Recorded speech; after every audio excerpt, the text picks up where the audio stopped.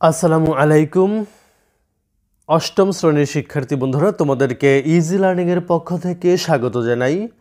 আজকের ভিডিওতে তোমাদের নতুন বাংলা বইয়ের পৃষ্ঠা নাম্বার ৭৬ এর সমাধান করে দিচ্ছি, অর্থাৎ চ্যাপ্টার 4.1.1 বিভিন্ন গঠনের শব্দ খুঁজি। এখানে বলছে যে উপরের গদ্যাংশটি থেকে কমপক্ষে দুটি করে সমাস, উপসর্গ ও প্রত্যয়ের মাধ্যমে গঠিত শব্দ শনাক্ত করো। তারপর বলছে যে প্রথম কলামে শব্দ লিখবে, দ্বিতীয় কলামে শব্দটিকে ভাঙবে এবং তৃতীয় কলামে শব্দটি কিভাবে গঠিত তা লিখবে। লেখা হয়ে গেলে সহপাঠীর সঙ্গে আলোচনা করো এবং প্রয়োজনে সংশোধন করো। 3 ধরনের গঠিত শব্দের একটি করে উদাহরণ দেখানো হলো। তো এখানে উপরে যে গদ্যটি দেখতে পাচ্ছ, ব্যক্তিগত স্বার্থ, সামাজিক স্বার্থ, এস ওয়াজেদ আলী লিখছেন।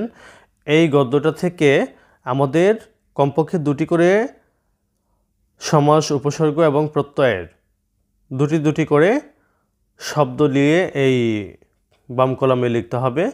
তারপরে শব্দটিকে মাঝের কলামে ভাঙতে হবে। তারপর ডানের কলামে কিভাবে গঠিত তা লিখতে হবে।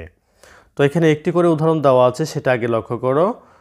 এখানে সমাজ জীবন, সমাজ প্লাস জীবন দুইটা শব্দ মিলে তারপরে শব্দটি গঠিত হয়েছে, অর্থাৎ সংক্ষেপণ হয়েছে, মানে দুইটা শব্দ একত্রিত করা হয়েছে। এটা হচ্ছে সমাসের মাধ্যমে। তারপরে সম্প্রসারণ, এটা প্রসারণ হচ্ছে মূল শব্দ, এটার আগে সংযুক্ত হয়েছে, তার মানে এটা হচ্ছে উপসর্গ, অর্থাৎ মূল শব্দের আগে কোনো শব্দ বা শব্দ সমষ্টি যুক্ত হলে, বর্ণ সমষ্টি যুক্ত হলে সেটা হয় উপসর্গ।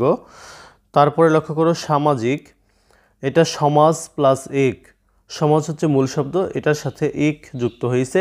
ইক এটার কোনো মানে নাই, এটা মূল শব্দের সাথে যুক্ত হয়ে তারপরে একটা মিনিং গঠিত হয়, অর্থাৎ এটা হচ্ছে প্রত্যয়। যখন মূল শব্দের শেষে কোনো কিছু যুক্ত হয়ে তারপরে আরেকটি নতুন শব্দ গঠন করে, সেটা হয় প্রত্যয়। তো সামাজিক, এটা হচ্ছে সমাজ প্লাস ইক, মানে প্রত্যয়ের মাধ্যমে। তো এবার আমরা বাকিগুলো পূরণ করব, মানে কমপক্ষে দুটি করে।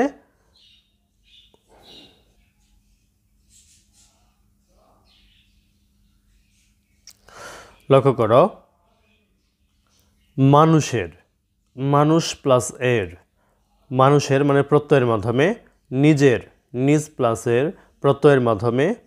ইতিহাস, ইতি প্লাস হাস উপসর্গের মাধ্যমে।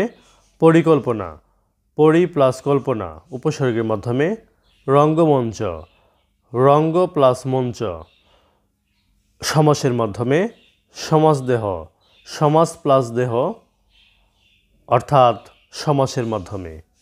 তো প্রিয় শিক্ষার্থী বন্ধুরা, যদি ভিডিওটি ভালো লাগে অবশ্যই শেয়ার করে দিবে। ধন্যবাদ সবাইকে সাথে থাকার জন্য।